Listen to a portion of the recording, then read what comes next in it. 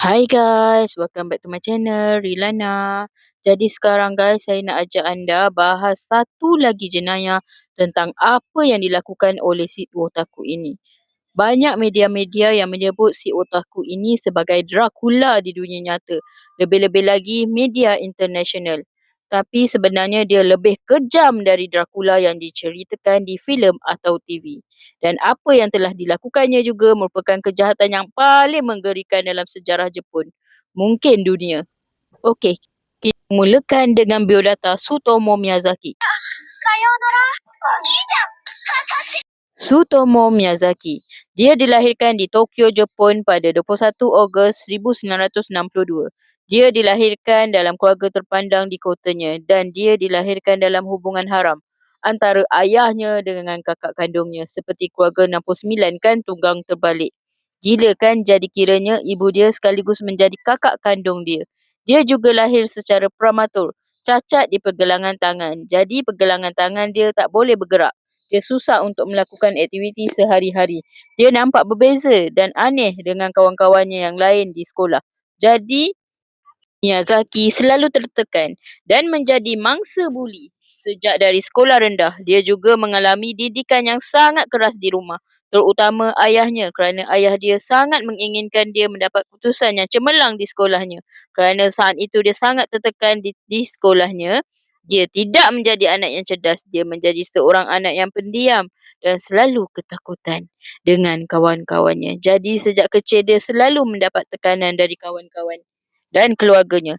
Tetapi sejak dia berada di sekolah menengah, Miyazaki berubah menjadi anak yang cerdas kerana dia mendapat keputusan yang cemerlang di sekolahnya.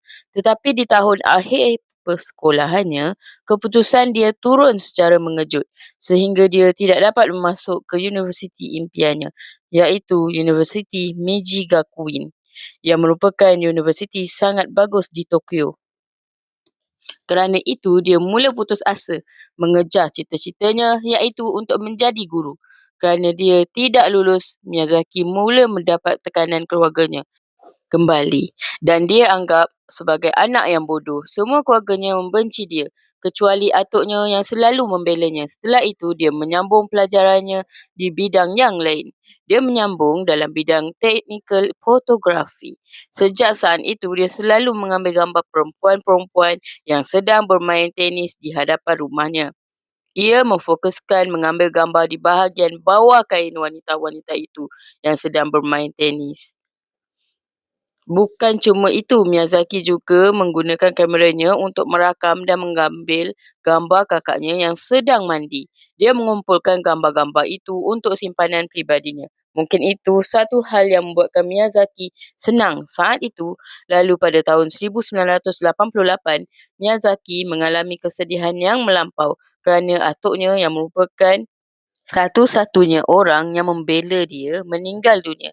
Kerana kesedihan itu, Miyazaki pun memakan habu atuknya dengan berharap agar roh atuknya boleh hidup dalam tubuhnya. Dan juga dia berfikir untuk bunuh diri saat itu juga.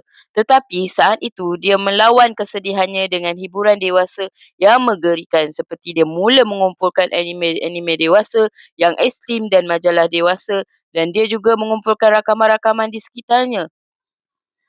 Bukan sekadar rakaman. Saat itu, Miyazaki mula membayangkan untuk melakukan aktiviti-aktiviti kejam untuk memenuhi tahap kesedihannya. Pada 22 Ogos 1988, dia menculik Mari Kono yang berusia 4 tahun.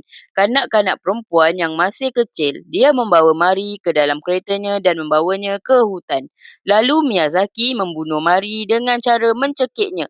Setelah Mari mati, dia melakukan aksi bercocok tanam sehingga dia puas. Setelah Miyazaki puas, dia memotong beberapa bahagian tubuh Mari Kono, lalu dia ingin membawa balik beberapa bahagian tubuh Mari seperti tulang dan giginya dan juga pakaian Mari Kono, lalu dia menjadikan tulang itu sebagai serbuk dan masukkannya ke dalam kotak kecil, dan di dalam kotak itu mengandungi gigi dan bahagian baju Mari Kono, dan dia memasukkan beberapa kalimah ke dalam kotak itu sebagai bukti yang Mari telah mati.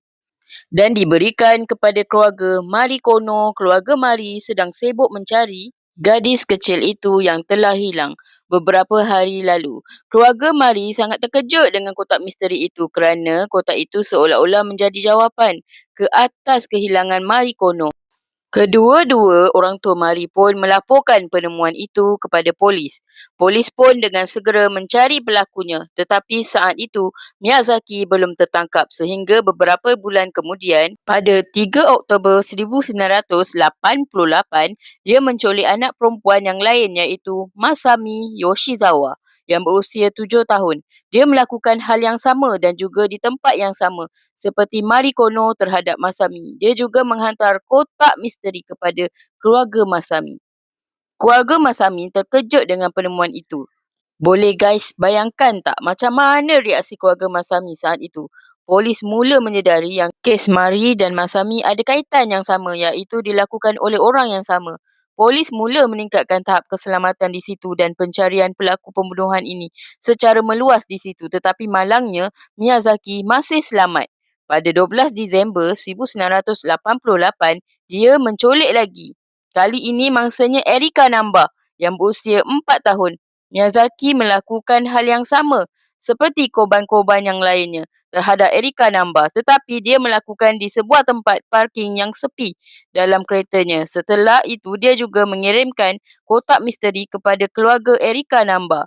Kandungannya sama, serpihan tulang, gigi dan baju terakhir Erika dan surat misteri. Lalu saat itu, berita mengenai korban-korban dan kotak misteri sangat heboh di Tokyo.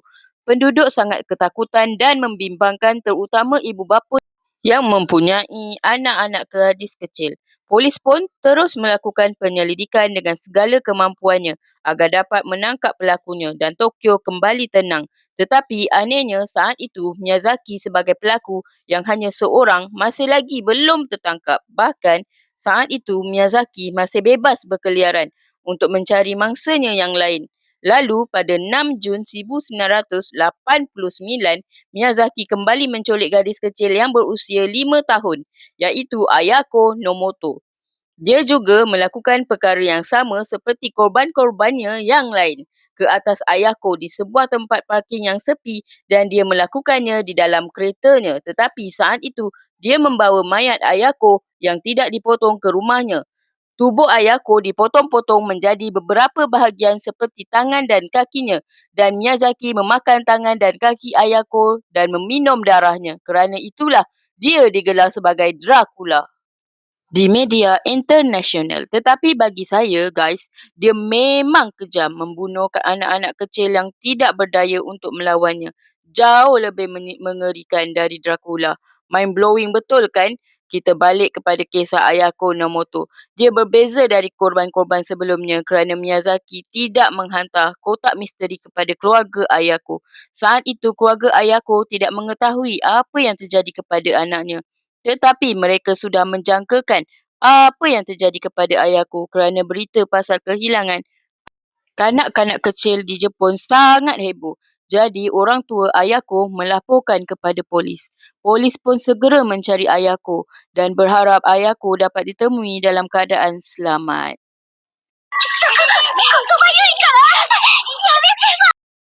Pada 23 Julai 1989, setelah sebulan Miyazaki membunuh Ayako, akhirnya dia berhasil ditangkap ketika mahu melakukan penculikan yang lain. Tetapi korban ini selamat. Miyazaki telah ditangkap oleh ayah kepada gadis itu saat Miyazaki ingin menculik anaknya. Ayah gadis kecil itu menyerahkan Miyazaki kepada pihak polis. Lalu Miyazaki ditangkap. Polis melakukan penyelidikan di rumah Miyazaki dan polis menemukan semua anime dan rakaman mangsa-mangsanya yang telah diambil dan tewas oleh Miyazaki. Kebanyakannya berunsur 18 tahun ke atas dan ekstrim. Dalam proses soal siasat dengan polis, Miyazaki mengakui semua perbuatan jenayahnya dan semua soal mangsa-mangsanya. Meskipun sulit untuk ditemukan, mangsa-mangsanya dijumpai dalam keadaan sudah tidak utuh lagi. Saat itu, polis dan masyarakat Tokyo merasakan selamat kerana polis telah berjaya menangkap pembunuh kanak-kanak yang tidak berdosa. Lalu Miyazaki mengikuti proses pengadilan bermula pada 1990 sampai 1997.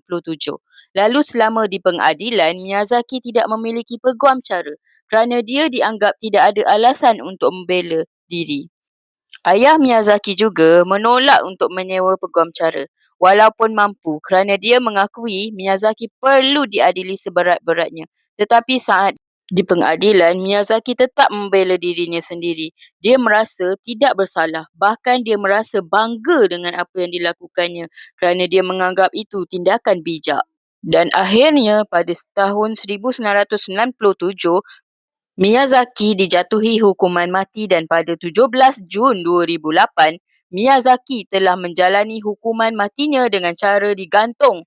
Mudah-mudahan dia menderita di neraka. Okeylah guys, sampai sini saja pembahasan kita tentang kes ini. Semoga dari kes ini dan juga dari semua kes yang akan kita bahas boleh jadi pembelajaran buat kita. Nantikan sebentar lagi dalam segmen Kak Ana nak membebel apa pengajaran dari otaku ini. Okay guys, stay tune guys. Jangan lupa subscribe, like dan share. Okay guys, bye.